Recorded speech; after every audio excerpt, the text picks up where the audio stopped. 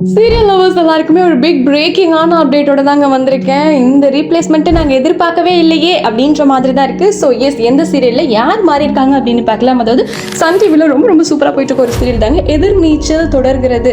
ரொம்ப நல்லா போயிட்டுருக்கு அப்படின்னு தான் சொல்லலாம். இப்போ டைம் ஸ்லாட் 10க்கு மாற்றிருந்தாலுமே டிஆர்பி நல்லா இருக்கிறதுனால மறுபடியும் டைம் சேஞ்ச் பண்ணுறதுக்கு வாய்ப்புகள்லாம் இருக்குது. சரி, இது ஒரு பக்கம் இருக்கு.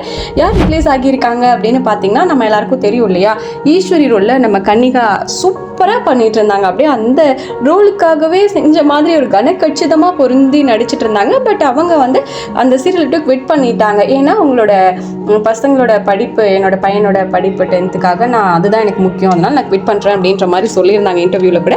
ஸோ ஆனால் எபிசோட்ஸ்ல எப்படின்னா ஹாஸ்பிட்டலைஸ்டாக இருக்கிற மாதிரி, கோமால இருக்கிற மாதிரி காமிச்சிட்டு இருந்தாங்க.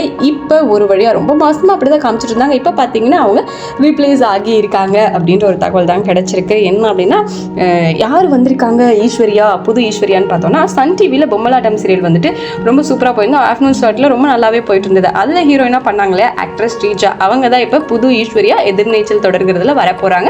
இந்த ரீப்ளேஸ்மெண்ட் பார்க்கறதுக்கு உண்மையாகவே ரொம்ப கஷ்டமாக இருக்குது அப்படின்னு தான் சொல்லுங்க. ஏன்னா ஈஸ்வரி ரோலில் கன்னிகா மேம் பார்த்துட்டு ரொம்ப நல்லா நடிச்சிருந்தாங்க. இவங்க எப்படி வர போகிறாங்க அப்படிங்கிறதெல்லாம் வெயிட் பண்ணி பார்க்கலாம். பட் இருந்தாலுமே வந்து ஆக்ட்ரஸ் ஸ்ரீஜாவும் நல்லா நடிக்கக்கூடிய ஒரு ஆக்ட்ரஸ் தான். ஸோ அவங்க பொம்மலாகட்டம், அப்புறம் திருமகள் இந்த சீரியல் பண்ணியிருக்காங்க.